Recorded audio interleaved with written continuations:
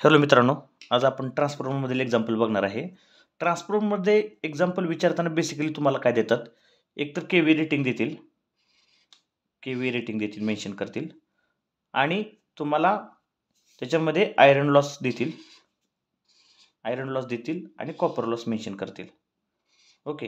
आणि त्या copper लॉसची condition mention करतील. कंडिशन म्हणजे काय आहे की किती % लोडला तो कॉपर लॉस होतोय. उदाहरणार्थ जर 100% लोड असेल, जेवढी कॅपॅसिटी आहे ट्रान्सफॉर्मर तेवढा कॅपॅसिटीचा जर लोड तुम्ही त्याला दिला, तर त्यावेळेसचा जो कॉपर लॉस आहे तो तुम्हाला तिथं मेन्शन करतील किंवा हाफ लोडला मेन्शन करतील. तर तो कंडिशन मेन्शन करतात. अदरवाईज तुम्हाला अजून एक कंडिशन दिलेलं असते. जर केव्हीए रेटिंग जर दिलेलं नसेल तुम्हाला समजा ह्याच्यामध्ये, तर एक कंडिशन देतात की व्होल्टेज रेटिंग देतात ट्रान्सफॉर्मरचं आणि त्याच्यामध्ये तुम्हाला त्या प्रायमरीचा करंट किती आहे, प्रायमरी किती करंट ड्रॉ करते किंवा सेकंडरी किती करंट ड्रॉ करते, याच्यावरून तुम्हाला काय काढायचं आहे की फुल लोड करंट काय आहे तो काढावा लागतो. आणि त्याच्यानंतर कंडिशन आपली समजा तो करंट फुल लोडला मॅच होतोय का हाफ लोडला मॅच होतोय किंवा किती % लोड करंट आहे तो त्या ठिकाणी तुम्हाला काढायचा असतो. ओके. आता एवढ्या हाय लेवलला एक्झाम्पल जात नाही कधी. बेसिकली तुम्हाला एक्झाम्पल देत असताना एक करंट प्रायमरी किती ड्रॉ करते हे शक्यतो रेअर केसमध्ये देतील एक्झाम्पल. हे टफेस्ट एक्झाम्पल असतात. ओके. तुम्हाला शक्यतो एक्झाम्पल देताना केव्ही रेटिंग देतील आणि जो कॉपर लॉस आहे तो कॉपर लॉस म्हणजेच I2R लॉस हा मेन्शन करतील की तो फुल लोडला आहे असं म्हणतील. फुल लोडचा कॉपर लॉस सांगतील तुम्हाला. समजा फुल लोडचा कॉपर लॉस दिलेला असेल 400 वॅट. आता या एक्झाम्पलमध्ये तुम्हाला लोड मेन्शन केलेलं नाही की ते फुल लोड आहे का हाफ लोड आहे का काय आहे. तर तुम्हाला दिलेला आहे primary draws current of 80 ampere. आता एक्झाममध्ये विचारलं होतं त्या ठिकाणी 80च्या ऐवजी 50 झालेलं आहे, इथं प्रिंटिंग मिस्टेक आहे. ओके. तर 80 अँपिअर करंट ड्रॉ केल्यानंतर म्हणजे किती आहे प्रायमरीचा करंट 80 अँपिअर, तो किती आहे, फुल लोड आहे का हाफ लोड आहे आपल्याला कॅल्क्युलेट करायचं आहे. ओके. चला फुल लोड करंट अगोदर आपण कॅल्क्युलेट करू. फुल लोड करंट काय असतो? फुल लोड करंट ऑफ प्रायमरी. बघा केव्ही रेटिंग काय आहे? 80 केव्ही रेटिंग आहे. ओके. त्याच्यानंतर बघा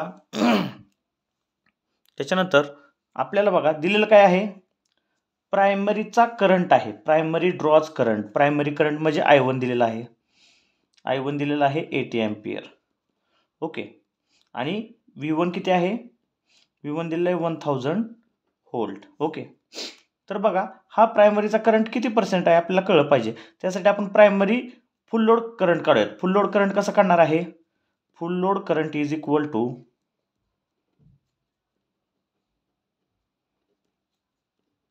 I1 is equal to KVA into 10⁻³ divided by V1. बघा KVA किती दिलेला आहे? 80 इंटू 10⁻³ डिवायडेड बाय 1000. ओके. हे 1000 आणि 10⁻³ कॅन्सल झालं, शिल्लक राहिलं 80 अँपिअर. तर I1 फुल लोड करंट कसा आहे? फुल लोड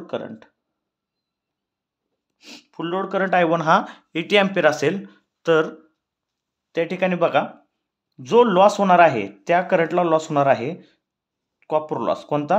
हा कॉपर लॉस मेन्शन केलेला आहे बघा. हा कॉपर लॉस मेन्शन केलेला आहे तो.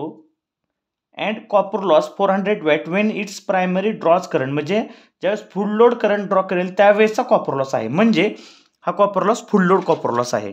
कसा आहे? फुल लोड कॉपर लॉस आहे. बघा आता मग फुल लोडचा कॉपर लॉस असेल तर इफिशियन्सी आपल्याला फुल लोडलाच काढायची आहे समजा. तर फुल लोड इफिशियन्सी काय असणार आहे? तर या वेळेचा कॉपर लॉस जो आहे त्यावेळेसची ती इफिशियन्सी. आता इफिशियन्सीचा फॉर्म्युला काय आपल्याकडे? इफिशियन्सीचा formula output upon output plus losses into 100. Okay. आता बघा आउटपुट काय दिलेलं आहे आपल्याला?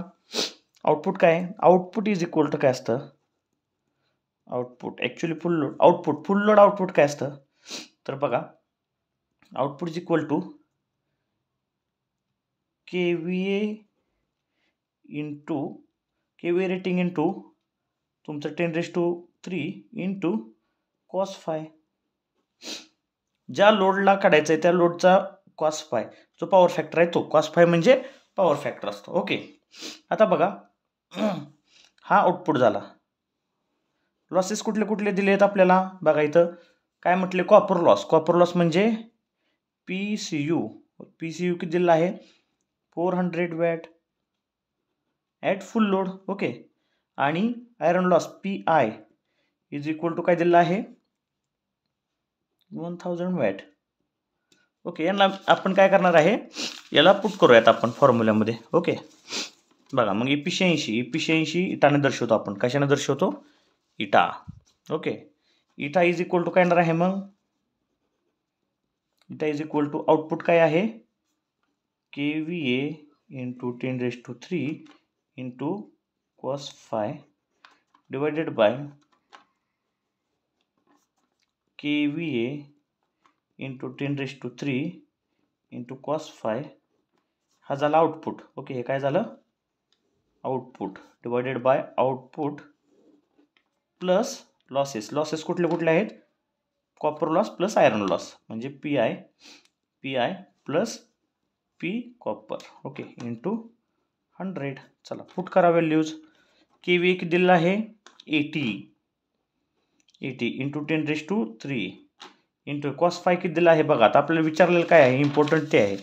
Calculate efficiency at full load म्हणजे ज्यावेळेस हा करंट ड्रॉ करतोय कुठला I1 is equal to 80 ampere म्हणजे फुल लोड करंट ज्यावेळेस ड्रॉ करतोय त्यावेळेस त्या ठिकाणी होणारा कॉपर लॉस म्हणजे फुल लोड कॉपर लॉस आणि फुल लोड कॉपर लॉस म्हणजे PI. ओके, आणि अजून काय दिलेलं आहे बघा, फुल लोड अँड पॉवर फॅक्टर तुम्हाला दिलेला आहे. या ठिकाणी पॉवर फॅक्टर ऑलरेडी मेन्शन केलेला आहे. पॉवर फॅक्टर किती आहे 0.8. तर त्याला तिथं पुट करूयात आपण. Okay, into cos phi is equal to काय आहे 0.8 divided by KVA as it is 80 into 10⁻³ into 0.8 plus PI किती आहे 1000 प्लस P कॉपर किती आहे 400 इंटू 100. याचं कॅल्क्युलेशन जर केलं तर बघा किती येते 64,000 64,000 डिवायडेड बाय हे 64,000 प्लस हे 100 आणि 1,400 1,400 इंटू 100 किती येईल 6,400 divided by 65,400 into 100. It will be around it will be 97.85%. Efficiency किती आलेली आहे तुमची 97.85,000. ओके, आता याच्यामध्ये तुम्हाला दिलेलं नाही आहे बट आपण आता हाफ लोडला याची इफिशियन्सी कॅल्क्युलेट करू. आता हाफ लोडला कसं करणार आहे, हाफ लोडचा फॉर्म्युला काय, हा जर फुल लोड फॉर्म्युला असेल तर हाफ लोडचा काय आहे बघा, ॲट हाफ लोड बघा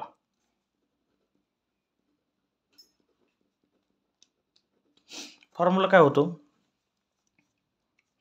तर या फॉर्म्युल्यामध्ये तुम्ही छोटेसं ॲडिशन करायचे आहे. इटा इज इक्वल टू काय होतं, लोड म्हणजे एक्स समजा एक्स हा लोड कंडिशन मांडली.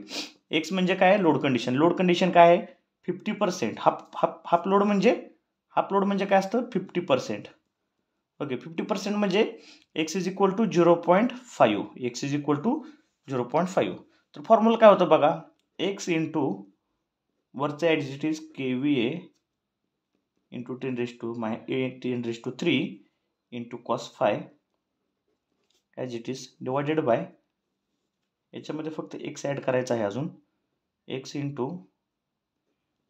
KVA into 10⁻³ into cos phi हे as it is, plus iron लॉसवरती करंटचा काही आहे का, करंट डिपेंड आहे काय आयरन लॉस डिपेंड आहे का करंटवरती, नाही आहे. डिपेंड काय बघा इथं सांगितलं आहे I²R लॉस म्हणजेच copper loss. Okay, I²R loss म्हणजेच कॉपर लॉस असतो, म्हणजे कॉपर लॉस हा करंटवर डिपेंड आहे, म्हणजे लोडवर डिपेंड आहे. ओके, तर कॉपर लॉसला आपण काय करतो, x² ने मल्टिप्लाय करतो. कशाने मल्टिप्लाय करतो, x² ने.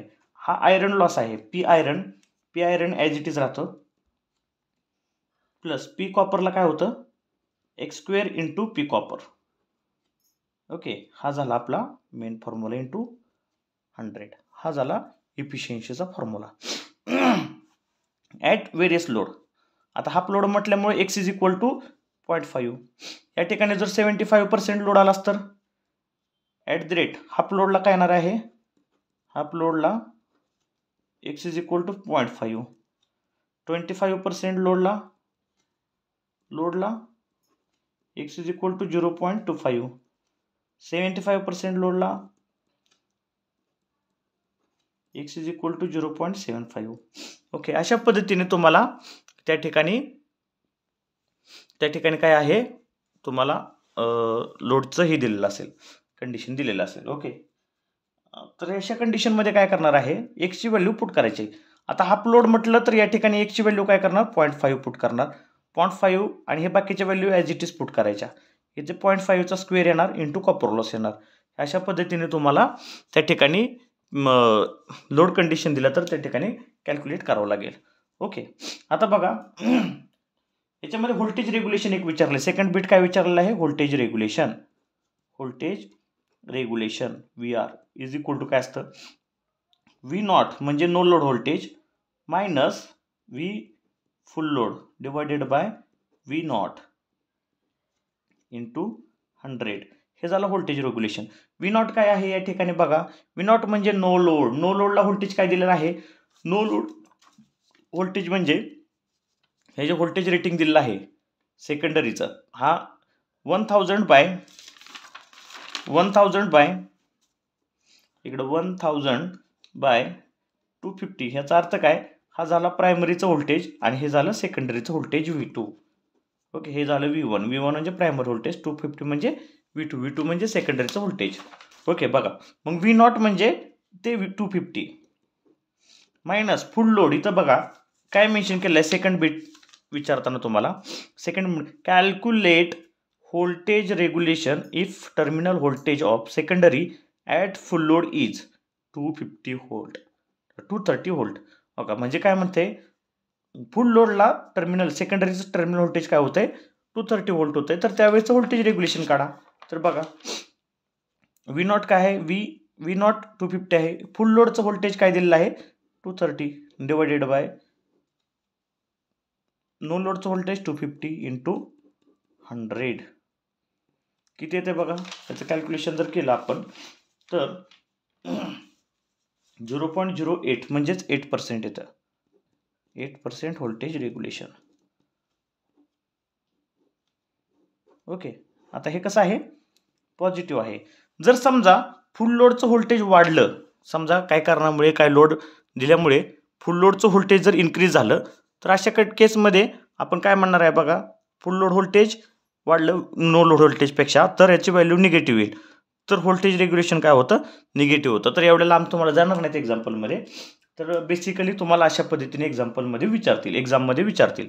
ओके, याच्यामध्ये अजून काय ॲड करायसारखं असेल तर बघा, एक्झाममध्ये जर तुम्हाला हा जर मेन्शन नाही केलं की it's primary draws current of, हे जर मेन्शन नाही केलं किंवा सेकंडरी मेन्शन नाही केलं, तर तुम्हाला तिथं डायरेक्ट म्हणतील की 400 watt at full load, 400 watt at full load. तर त्या ठिकाणी समजून जायचं की फुल लोडचंच आहे आणि तुम्हाला फुल लोडला करायचं आहे. ओके, कॅल्क्युलेशन फुल लोडला करायचं आहे. अशा पद्धतीने ट्रान्सफॉर्मरचं एक्झाम्पल आहे, एक्झाममध्ये येऊ शकतं. Okay, thank you.